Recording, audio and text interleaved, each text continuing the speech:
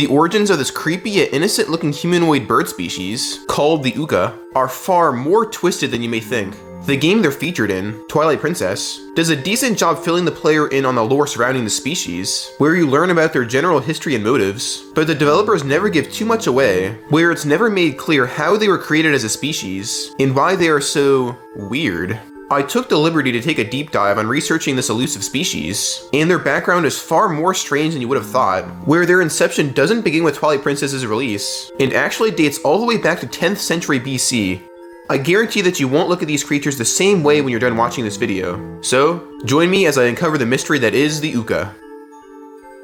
Before getting too deep in the weeds on what the Oocca actually are, I think it would be a good idea to take a look at what the game tells us. The first Oocca that you meet is named Ooccoo, who you find in the first dungeon of the game, the Forest Temple. She informs the player that she's looking for something, and wants to tag along with you because she wants to work together. She doesn't tell you what the something is that she's looking for, but a few dungeons down the line, you learn Ooccoo was talking about the Dominion Rod that you find in the Temple of Time, where the Dominion Rod is the key for Ooccoo to get back to the city in the sky to reunite with her people. You can actually find Ooccoo, along with her son, aptly named Ooccoo Jr., in almost every one of the mainline dungeons, where they work together to be able to teleport Link around each dungeon, acting similar to the Farore's Wind item from Ocarina of Time. This is interesting, because based on their teleporting abilities, it's clear that the Oocca have some sort of supernatural or magic powers, which gives us a clue as to who the Oocca may be, that I'll touch on again later. We learn a lot about the Oocca from the character Shad, who, similar to his father, has devoted his life to studying this elusive species. Shad tells us the Oocca are the closest race to the gods, even closer than the Hylians. After the goddesses created the Hylians, the Oocca simultaneously created their own city, one that floats in the heavens, and can only be reached by using the Sky Cannon. Based on Shad's description and what we see in the City in the Sky dungeon, it's very clear that these goofy-looking chicken creatures are extremely technologically advanced, inventing a cannon that can shoot people to the heavens, creating a magical rod that can bring inanimate objects to life, and creating a complexly designed floating island. The Oocca honestly don't get enough credit for how brilliant they actually are. It's impressive how they were able to construct these massive fans and towering infrastructure, considering their tiny bodies and lack of, well, opposable thumbs. You meet another character during your quest, named Impaz, who gives Link the ancient Skybook, which is key towards restoring power back to the Dominion Rod to reach City in the Sky. When she gives Link the book, she informs the player that the Oocca originally invented the Dominion Rod and gave it to the, quote, messenger of Hyrule many years ago to allow communication between the royal family and the Oocca. It's unclear why the communication between the royal family and the Oocca stopped, but considering the City in the Sky literally has the floor falling out right from under you, right when you walk through the front doors, it's clear that the Oocca are going through larger problems than being able to communicate with the surface dwellers. So now we get into the part of the video where we cover what the game doesn't actually tell you. In picking sources for research, I firstly turned to arguably the most well-known Zelda lore book, Hyrule Historia. On page 187, there's a section dedicated to Ooccoo that reads, Ooccoo's appearance is incredibly unique. Her design resembles the work of artist Amedeo Modigliani. Amedeo Modigliani was an Italian painter and sculptor who worked mainly in France, where he was born in 1884 and died in 1920. He had a unique style of art, which depicted surreal elongation of faces, necks, and figures, and the Ooccoo's long neck and face certainly look in place in Amedeo's collection of art. They both sort of give off that uncanny valley vibe, where I would argue that Amedeo's takes the crown of being the creepier of the two. While Hyrule Historia says that the Ooccoo design resembles this art from the early 1900s, it is not guaranteed that the developers designed the Oocca species to look like one of Amedeo's paintings. I couldn't find a single one of Amedeo's paintings that resembled the half-bird, half-human species that the Ooccoo is, where I only really came across portraits of humans with exaggerated facial features. This makes me think that there's inspiration for the Ooccoo that not even Nintendo are admitting to in their publications. From here, I was pretty stumped on where to look to uncover more about the Oocca's origins. Analyzing the game's dialogue turned up at dead ends, and even reviewing official text created by Nintendo provided me with nothing. That was until I came across this image right here. This picture was created by M.C. Escher in 1947 and is titled Another World 2. This image is a paradox, which depicts a cubic architectural structure with an open archway on each of the 5 visible sides of the cube. Through each of the archways, we can see into space, but it is unclear which direction is up, since each window to the outside shows outer space from a different point of view, so it's a very trippy image to look at. The main thing I wanted to point out from this picture, though, are the creatures with humanoid faces and bird-like bodies that can be seen walking on the walls. Sound familiar? Well, this is clearly what the Oocca from Twilight Princess were based off of. In the actual game, you can even see them walking on walls of the city in the sky, defying the laws of gravity. That raises another question though. What inspired MC Escher to create art based on these bird creatures? Certainly this design is too specific looking to just think of on his own, right? Well, to answer that question, we have to look at some of his earlier art, where this Another World 2 picture wasn't his first instance of putting this humanoid bird in his art. If we go back 1 year to 1946, we can find a picture he created called Other World Gallery, which depicts a similar setting to the 1947 variant, where we can see the humanoid birds defying the laws of gravity in space. This wasn't the first instance of Escher including this creature in his art though, where for that, we had to go all the way back to 1934 and look at the work titled Still Life with the Spherical Mirror. This image depicts the humanoid bird a lot closer, where it can be seen standing next to a rounded bottle on a newspaper and a book. You can sort of see this with the first two pictures, but it's clear with this one that the bird is metallic, sort of looking like a manufactured statue. In fact, this statue actually existed in real life, where MC Escher was gifted it from his father-in-law and made a work of art from it. From this, we can deduce that this statue that Escher was gifted was most likely what led to Nintendo's inclusion of the Ooccoo species in Twilight Princess. But that brings up a new question. If this statue actually existed in real life, what was it supposed to represent? And where did it come from? Well, we actually do know where Escher's father-in-law got the statue. He purchased it in Azerbaijan, which spans Asia and Europe, and is located just north of Iran and west of the Caspian Sea. Also, the statue is actually a Middle Eastern mythological creature called a Simurgh, which first appeared in Persian folklore and literature around the 10th century BC. The Simurgh itself doesn't have one specific form, but it generally takes the form of a bird creature, and is sometimes crossed between other species, such as dogs, lions, and in our case with the statue that Escher was gifted, humans.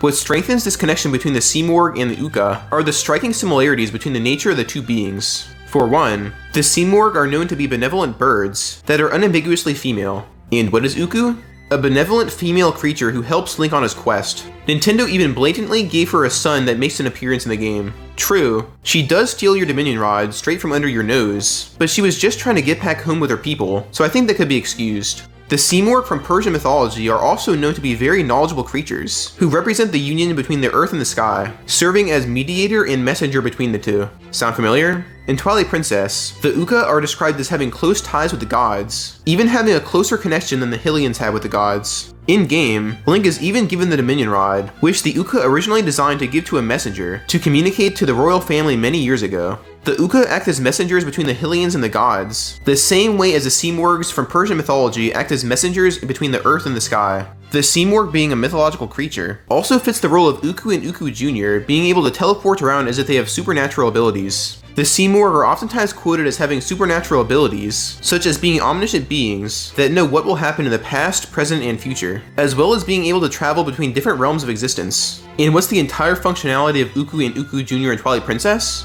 Being able to teleport Link around with the same supernatural abilities that Simurghs are known to possess. Also, it's not like Nintendo is any stranger to having mythological references in their Zelda games, where a couple of examples include Medusa Head being a boss that you have to fight in Oracle of Seasons, and the very common Hinox enemy being a reference to the Cyclops of Greek mythology. Even the Gleeok enemy from Zelda 1 on the NES and from Tears of the Kingdom bears a strong resemblance to the multi-headed Hydra monster, also from Greek mythology. The connection between the mythological Simurgh and the Oocca from Twilight Princess does not stop here though. Let's take a look at a famous Persian poem written about the Simurgh from the 12th century called The Conference of the Birds. This work, written by Attar of Nishapur, begins with, well, a conference of birds trying to figure out who they will make their king. The wisest of all these birds is referred to as the Hoopoe. Yes, you heard that right. The wisest of all the birds sounds extremely similar to our friend Ooccoo from Twilight Princess, which is a strong indicator that these two may be linked. One common observation among fans is that Ooccoo got her name based on sounding similar to the well-known Cuckoo or Cuckoo animal that you find all over Hyrule. You can even glide with the Oocca the same way as if you were holding a Cuckoo. While I think the North American localization team did partly base Ooccoo's name on the Cuckoo animal, I believe they also based Ooccoo's name on this Hoopoe bird that you see in the Conference of the Birds poem. And quite honestly, Ooccoo sounds more like Hoopoe than it sounds like Cuckoo, and Ooccoo sort of sounds like a blend between the words Hoopoe and Cuckoo, where the oo sound of Ooccoo comes from Hoopoe, and the k sound of Ooccoo comes from Cuckoo.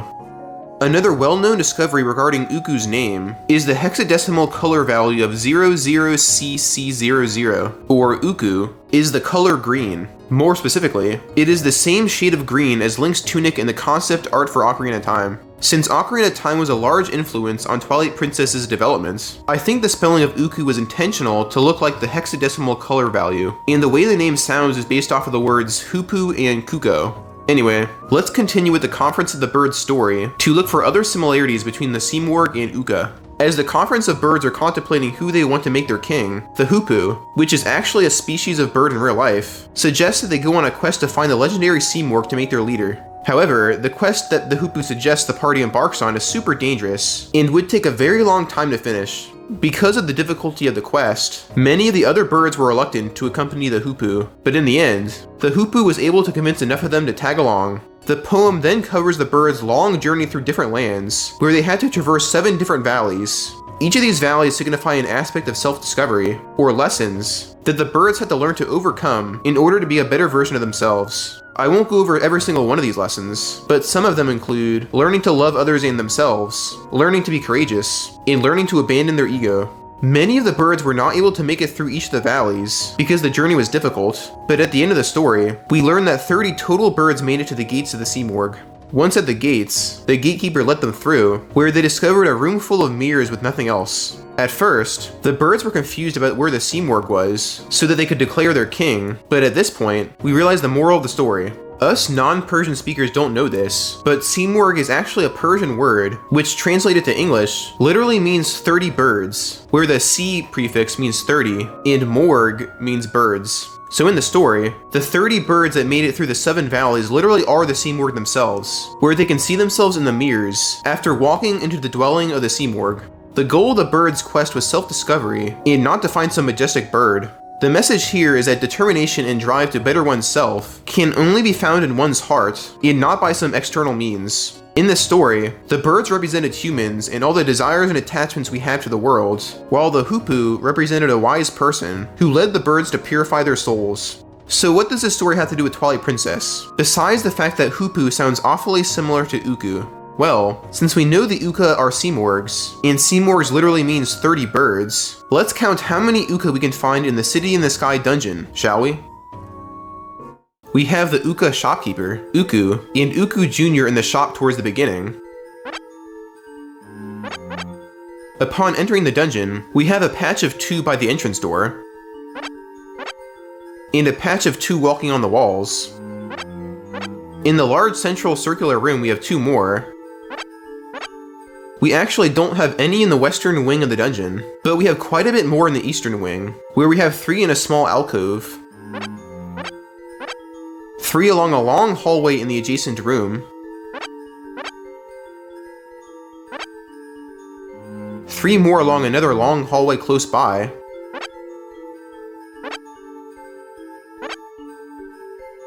and then we find ourselves in another large circular room, where we have 2 more on the topmost level, 2 at the next level,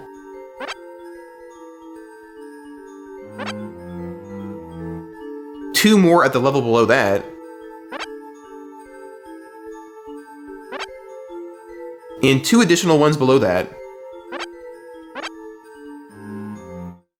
And well, that's all we have in the dungeon. 26 Seamorgs that exist in City in the Sky, when we were searching for 30. I could have sworn I was missing 4 somewhere, so I decided to use a moonjump hack in the Gamecube version of Twilight Princess in the Dolphin emulator to see if I could find some Oocca tucked away out of sight or something, but I still found the same 26. I even downloaded the map and flew around it with a first-person point-of-view camera, but still couldn't find any more little guys walking around, any statues of Oocca, or anything else out of the ordinary. Despite me not finding exactly 30 Seamorgs in City in the Sky, you have to admit that it's pretty remarkable how close the 26 that we found is to the number 30 that we were looking for. So close that it might mean there's something more to this. It almost felt like Nintendo intentionally made the number of Oocca in the game a tiny bit less than 30, to give some room for interpretation as to where the remaining 4 might be. After all, the fact that Nintendo made the Oocca's characteristics so similar to the mythological Seamorg, such as both being messengers between the surface and the gods, makes me think Nintendo was aware of the Seamorg as it appears in mythology, and made efforts to model the Oocca after it. At first, I thought maybe the last 4 Oocca were killed. I mean, by the time Link gets to City in the Sky, there's a giant dragon tormenting the city. You would think the dragon wiped out at least a few of them, right? Well, based on my research of the nature of the Sea Morg and how it is depicted throughout literature, these beings represent wisdom, protection, and most notably, immortality. Since according to legend, they cannot die, I don't think we can easily assume that 4 of them just died. One possibility is that they could have just wandered off somewhere, similar to how Ooccoo did, where he plundered different dungeons, running into Link, before he was able to find his home. The 4 remaining Oocca could be off somewhere else in Hyrule, inaccessible to the player, and quite frankly, it's extremely likely that there's hundreds of Oocca off living in their own floating cities that we cannot reach in-game. These possibilities are likely, similar to how likely it is that in the Conference of Birds poem, there are other birds who went on their own spiritual journeys of self-discovery to find the Sea Morg in themselves. In both Twilight Princess and Conference of the Birds, we're only shown a small piece of the world they take place in, so in order to recognize the symbolism that exists between these two works, we have to look at what each of the 2 stories presents to us directly. From this point, I began researching and observing Twilight Princess's environments to search for any sort of clues on the whereabouts of the last 4 Sea Morg, ironically searching for the Sea Morg in a similar manner to how the birds in the Conference of the Birds looked for their own Sea Morg. And that's where it hit me. What if instead of searching for 4 more Oocca and Twilight Princess, maybe Nintendo planted 4 characters in the game that represent having gone through a journey of self-discovery and found the Sea Morg within themselves? And that's when it clicked. There are 4 distinct characters in this game, none more and none less, that grow as individuals to be better versions of themselves as the player journeys through Twilight Princess. The first of these is our companion, Midna. When you first meet her, you're chained in a prison, and right off the bat, she's actually pretty rude to the player. She mocks him, mocks Zelda, and clearly doesn't trust either of them, where her sole motives appear to be using Link as a tool to save her own world of the Twilight, seemingly not having a care in the world for the land of Hyrule. Over time, as Midna has time to bond with the player, this selfish attitude turns to compassion, which can clearly be seen following the events of the Lakebed Temple. Zant makes an appearance and shoves the Twilight Crystal in Link, trapping him in wolf form, while also binding Midna to the essence of light, putting her on death's doorstep. Once the player brings Midna to Princess Zelda in Hyrule Castle, Midna urges Zelda to save Link, putting Link ahead of herself, despite Midna being on the brink of dying. Zelda then surrenders herself to Ganondorf's magic, and fades away, which saves Midna in the process. As Zelda does this, Midna begs her to stop, again showing an act of selflessness, where she wants to put the well-being of Zelda above her own. One final act of selflessness that Midna performs takes place at the very end, where upon entering the gate to return back to her world of Twilight, she shatters the gate behind her to prevent access between the 2 worlds. She could have just left the mirror intact to try and establish harmony between the 2 worlds, but deep down, she knew that havoc would be wreaked again, so she closed the gate and said goodbye to her friends for a greater purpose. The character growth for Midna is remarkable in this game, so remarkable that I believe she takes the 27th Sea Morg spot. Her journey of self-discovery ended with her exhibiting kindness and putting the well-being of others above herself. In fact, in the Conference of the Birds poem, one of the valleys that the birds have to progress through is literally called the Valley of Love, where they learn the importance of loving others. In Midna's case, she learned to love Link and Zelda as her friends over the course of the game, despite originally being disrespectful and harsh towards them. For the next character that symbolizes the journey of the Conference of the Birds, we have one that resides in Link's hometown of Ordon Village, Colin. When the player first meets Colin, he is a timid boy who looks up to Link, but often gets bullied by the other children of Ordon. Later on in the game, soon after you unlock Epona, you witness a cutscene where King Bulblin rides into Kakariko Village, heading straight towards Tallow and Beth. Tallow makes it out of there in time, but Beth totally freezes due to being terrified. Colin then comes into the picture and pushes Beth out of the way of danger, putting his own life on the line to do good. Luckily, King Bulblin does not run over Colin, where after a duel with the monster, Link is able to save the child, but Colin's bravery here cannot be understated. I mean, the kid's what, 9 years old standing up to a snaggle-toothed behemoth? Even this grown-ass man sheepishly runs back into his house after witnessing the encounter with the kids. Colin's growth, from a timid boy on the ranch, fully symbolizes the 30 birds from the Conference of the Birds, where they had to be brave enough to trek through foreign lands when they knew the journey would be dangerous. And that's why I believe Colin takes the 28th Sea Morg spot.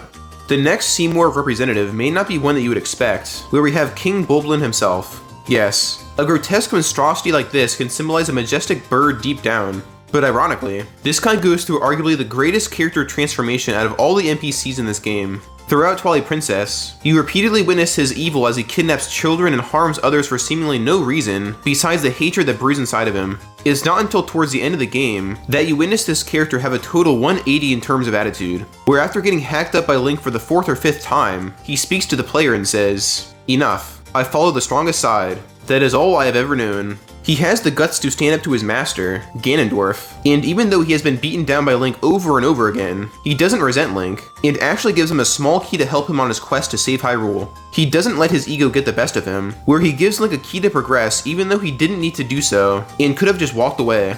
This concept of not letting one's ego get the best of them is actually the focal point of one of the valleys that the birds in the Conference of the Birds poem have to progress through to get to the Sea Morgue, where in the story, that valley is called the Valley of Detachment. So for these reasons, I believe King Bulblin takes the 29th Sea Morgue spot. But who takes number 30?